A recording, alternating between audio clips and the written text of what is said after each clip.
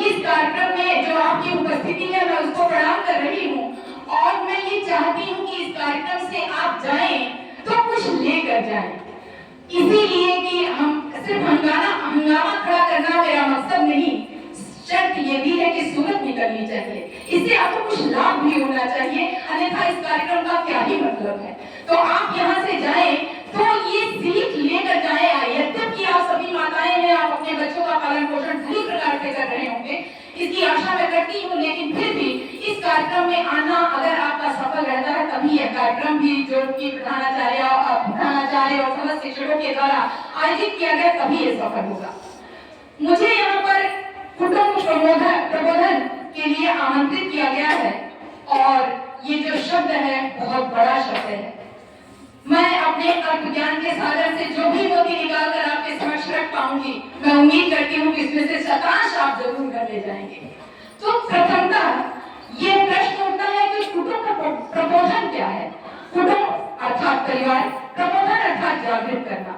तो हम परिवार को अपने संस्कारों, अपने परंपराओं, अपने रीति रिवाजों, अपने शिष्टाचारों के प्रति जागरूक कर पाए, यही कुटुंब प्रबोधन होता है। परिवार क्या होता है? परिवार स्नेह, सद्भावना, संवाद और संवेदनाओं के स्तंभ पर खड़ा होता है। अगर हमारे बीच में आपस में संवाद बंद हो जाता है तो परिवार टूट जाता है। तो हमें सबसे पहले कोशिश करनी है कि अपने परिवार को बनाए रखने के लिए अपने परिवार के लोगों से संवाद भी अपना जारी रखें। परिवार वह जगह होती है जहां पर बिना कागज और कलम के तमाम शिष्टाचार से लेकर संस्कार तक की सारी शिक्षा बिना कागज कलम के दी जाती है और वहाँ हर एक शिक्षक है और हर एक शिक्षार्थी है। कैसे? आप जो भी अपने घर में करते हैं, आपका जो भी कार्य व्यवहार होता है, आपका जो भी आचरण होता है, वही सीखकर आपके बच्चे उसी का अनुपालन करते हैं। तो बहुत जरूरी है कि जो आप अपना कार्य व्यवहार कर रहे हैं, जो आप अपने जीवन में आचरण कर रहे हैं, वह उदात्त हो, वह पवित्र हो, वह स्वच्छ हो, वह अच्छा हो, वह उत्तम। अगर वह अच्छा है, वह उत्तम है, तो जाहिर है कि आप अपने बच्चे को कुछ बेहतरीन दे रहे हैं। मैं इस समय एक प्रसंग आपके समक्ष रखना चाह रही हूँ। मैं जानती हूँ कि ये प्रसंग जन जन को पता होगा, लेकिन मौका भी है, मौसम भी और रस्ते दस्तूर भी, ये प्रसंग आज एक बार फिर उकेर दिया जाए। एक परिवार जहाँ माता पिता और बच्चा और उसकी दादी रहती है। आप सभी को प्रसंग पता होगा, सिर्फ इसलिए बता रही हूँ कि कैसे परिवार में बच्चे अनुकरण से सीखते हैं, क्या हमें करना है और क्या नहीं करना है। ये आप माताओं की बहुत बड़ी जिम्मेदारी है, क्योंकि परिवार को सहेजना, समेटना और उसे आगे ले जाना आपका ही उत्तरदायित्व है। जब आप एक बेहतरीन संस्कार देते हैं बच्चों को, तो समझिए समाज को आगे ले जाने में, राष्ट्र के विकास में आप अपना सहयोग समर्पित कर रहे हैं। और यदि आप यही नहीं कर पाते हैं तो समझिए इस धरा पर हमारा जीवन लेना व्यर्थ है। लेकिन आइए प्रसंग पर चर्चा करूं कि एक परिवार जिसमें माता पिता, बच्चा और दादी रहते हैं। बच्चा रोज देखता है कि दादी के लिए जिस पात्र में दादी को खाना दिया जा रहा है, उस पात्र में घर का कोई मेंबर नहीं खाना खाता है। वह पात्र दादी खाना खाती है और अपने ही धोकर रख देती है। उस पात्र में कभी भी ना माता पिता ना मुझे खाना मिलता है। जो घर में चीजें बेहतरीन बनती हैं वो दादी तक नहीं पहुंचती है। दादी को बहुत सारी चीजें पसंद भी है, कहती है बच्चे से कि ये मुझे बहुत अच्छा लगता है। अगर भूल कर वो बच्चा दादी तक वो सामान पहुंचा भी देता तो माँ गुस्सा करती है, अब उसको कौन सा बड़ा होना है, तुम्हें इसकी जरूरत है, दादी को इसकी क्या जरूरत है। बच्चा देखता है, रोज सीखता है, माँ को नहीं पता है कि बच्चा क्या सीख रहा है। एक दिन दादी नहीं रही और जब दादी नहीं रही तो उनके सामान के साथ वह पात्र भी फेंका जाने लगा, वो बर्तन भी फेंका जाने लगा। आप सुनकर स्तब्ध रह जाएंगे। जिनको पता होगा वो तो जान ही गए होंगे, जिनको नहीं पता होगा वो आप सुनकर स्तब्ध हो जाएंगे कि बच्चे ने कहा, माँ यह पात्र मत फेंको, यह बर्तन मत फेंको, क्योंकि जब तुम बूढ़ी हो जाओगी तब मैं तुम्हें इसी में खाना दूंगा। आप समझ सकते हैं कि बच्चे ने कहां से सीखा? उस माँ से सीखा जो माँ अपने बच्चे को बहुत बेहतरीन युवक बनाना चाहती है, एक बेहतरीन नागरिक बनाना चाहती है, एक जिम्मेदार बेटा बनाना चाहती है। उस माँ ने अनजाने में अपने बच्चे को जो शिक्षा दी वह इस समाज के लिए कितना अनर्गल है, कितना अनर्थकारी है, कितना व्यर्थ है जीवन के लिए, आप समझ सकते हैं। तो आपकी छोटे छोटे ये जो कार्य व्यवहार होते हैं वही बच्चे को शिक्षित करते हैं। माँ को प्रथम शिक्षिका कहा जाता है और माँ जो भी करती है, परिवार के जो भी मेंबर, कुटुंब में जो भी मेंबर है, जो भी सदस्य हैं, जो करते हैं वो बच्चों को सिखाते हैं अपने उसी कार्य व्यवहार से। आप रोज नहीं सिखा रहे हैं बैठकर, लेकिन आप नहीं जानते कि आप हर पल सिखा रहे हैं। एक माँ है, एक प्रसंग और छोटा सा उल्लेख करूं कि एक माँ है, वह जो है अपने बच्चे से कहती है, बेटा जंगल चले जाओ, जाओ देखो पेड़ क्या बातें करते हैं, उनको सुनो कि वो क्या कहना चाहते हैं। बच्चा जाता है, पेड़ के नीचे बैठता है, उसे लगता है कि पेड़ क्या कह रहा है, पेड़ तो कुछ भी नहीं कर रहा, ये तो खामोश है, शांत है। बहुत देर तक बैठा रहता है, उसे कुछ भी उपलब्धि नहीं मिली। वो वापस आता है, कहता माँ पेड़ तो कुछ नहीं करता, वो तो खामोश है, वो शांत है, उससे मैं क्या सीख लूंगा।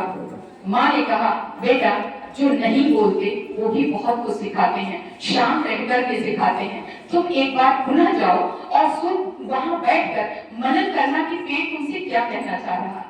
बच्चा पुनः पेड़ के पास गया, पुनः उसके नीचे बैठा और उसने देखा कि तेज हवाएं चल रही हैं, पेड़ सरसरा रहा है, उसकी पत्तियां एक दूसरे से टकरा रही हैं, लेकिन पेड़ हिला नहीं, गिरा नहीं।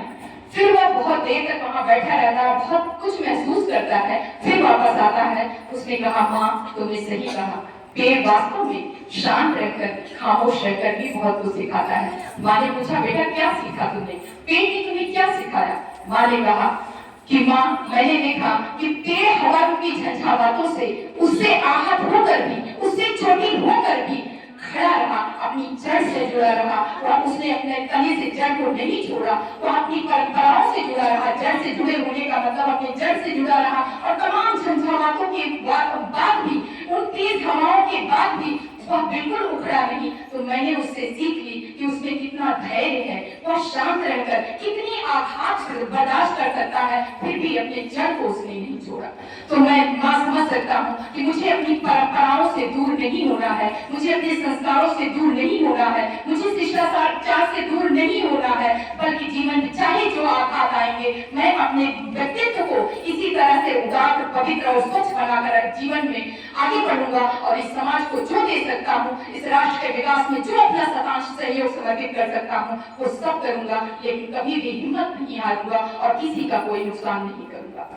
तो इस तरह से समाज में आपके पास बहुत सारे ऐसे प्रसंग होते हैं जिनको आप सुन करके बहुत सारी सीख ले सकते हैं। माताओं को मैं क्या सिखाऊंगी, आप सब उससे श्रेष्ठ हैं और माताएं तो श्रेष्ठ हुआ ही करती हैं। कहा जाता है यत्र नार्यस्तु पूज्यते रमन्ते तत्र देवता, जहाँ नारियों की पूजा होती वहाँ देवता भी निवास करते हैं। और मेरे समक्ष इतनी नारियां बैठी हुई है, इतनी माताएं बैठी हुई है। मैं जो है इस कार्यक्रम की सफलता के लिए प्रधानाचार्य महोदय को बधाई देती हूँ। आपकी उपस्थिति ये बताती है कि आप अपने बच्चों के लिए कितने चिंतित हैं और कितना उनके बारे में सोचते हैं। मैं समझती हूँ कि आज के बाद अगर आप जाएंगे तो अपने हर एक छोटे बड़े कार्य व्यवहार को, अपने आचरण को तोड़ कर देखिएगा कि कहीं कोई ऐसी त्रुटि तो नहीं हो रही है जिससे बच्चा कुछ और तो नहीं सीख ले रहा है। एक प्रसंग छोटा सा और यहाँ पर रख रही हूँ कि एक व्यक्ति है, उसके 3 बच्चे हैं। मैं इन प्रसंगों को सिर्फ इसलिए यहाँ पर उकेर रही हूँ कि शायद ये प्रसंग आपके जीवन में कुछ थोड़ा बहुत भी अगर परिवर्तन लाते हैं तो मेरा यहाँ खड़ा होना सार्थक है, अन्यथा आने जाने का क्या मतलब है। कार्यक्रम तो बहुत होते रहते हैं। एक व्यक्ति है जिसके 3 बच्चे हैं और जो है बस अपने बच्चों के भविष्य के लिए बहुत चिंतित रहता है कि बच्चे पता नहीं क्या बनेंगे। वो एक महात्मा के पास जाता है और कहता है कि बता दीजिए कि मेरे बच्चे क्या बनेंगे। तो वो कहते हैं कि ऐसे त्वरित मैं क्या ही बता दूं, आप जो है जाओ, कल आना और कल मैं आपको बताऊंगा कि आपके बच्चे क्या बनेंगे।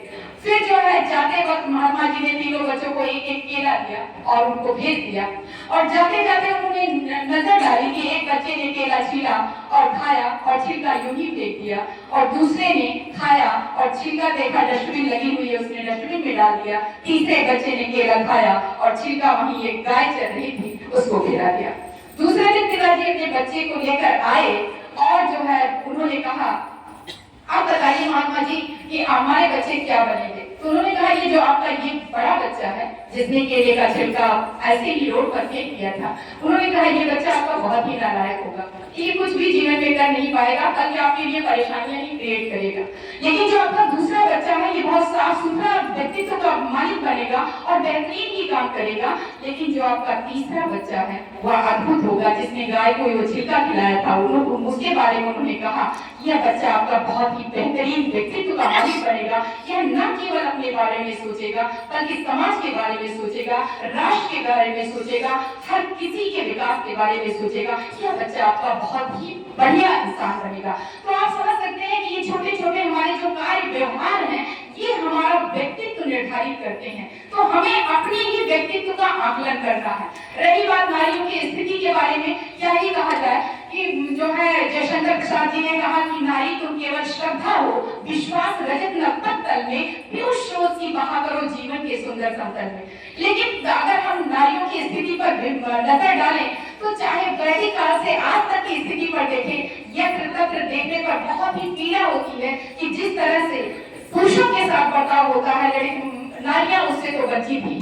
हमें संवैधानिक रूप से भले ही समान दर्जा प्राप्त हो, लेकिन हम माताएं ही कितनी बार अपने बच्चों के साथ इस तरह का अनाचार करते हैं कि छोटी बेटी अगर रहती है तो कहते हैं बेटे के लिए कि भैया को एक गिलास दूध दे आओ, लेकिन बेटी से शायद कहने में अभी गांव की महिलाएं कितनी है कतरा जाती है कि तुम भी बेटा एक गिलास दूध पी लेना। तो इन सब चीजों को आप सभी ध्यान रखिए। और जो है जीवन में जब आप अपने जो आपको जीवन इस जगत में आकर मिला है और जो मां होने का सौभाग्य आपको मिला है, यह तभी सार्थक है जब अपने बच्चे को आप एक बेहतरीन संस्कार दे पाए, एक शिष्टाचार की सीख दे पाए कि वह कहीं भी बैठे कहीं भी जाए तो उसके उस व्यवहारों की चर्चा हो, उसके उस आचरण की चर्चा हो, तभी जो है आपका यह मां होना सार्थक है। अन्यथा बच्चा पैदा करना तो कोई बड़ी बात नहीं, लेकिन उसको पालना उससे बहुत बड़ी बात होती है। तो एक बच्चे अपने बच्चे में बेहतरीन आचरण संस्कार शिष्टाचार डालने की कोशिश कीजिए। जैसा कि अभी जो है उप निरीक्षक महोदया बता रही थी कि अभी हमारे भारतीय महिला टीम ने विश्व कप जीता है। आपको जानकर आश्चर्य होगा कि यह हमारी महिला टीम जब तैयार हो रही थी बाहर खेलने जाए, अभी की बात नहीं है, कुछ साल पहले की बात है, जब यह खेलने के लिए जा रही थी तो इसको बाहर खेलने के लिए भेजने को सरकार भी नहीं तैयार थी।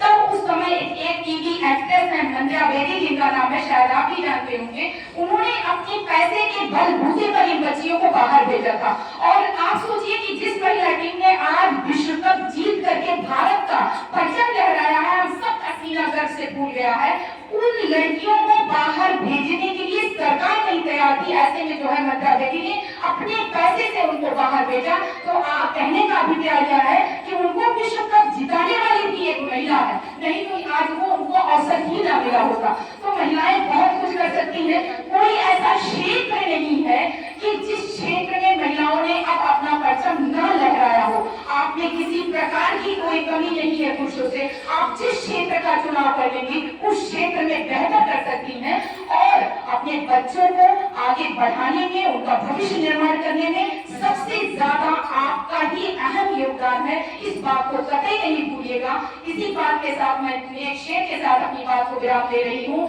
कि हर रह गुजर पे शम्मा जलाना है मेरा काम, हर रह गुजर पे शम्मा जलाना है मेरा काम, तेवर है क्या हवा के ये मैं देखती नहीं, तेवर है क्या हवा के ये मैं देखती नहीं। बहुत बहुत आभार।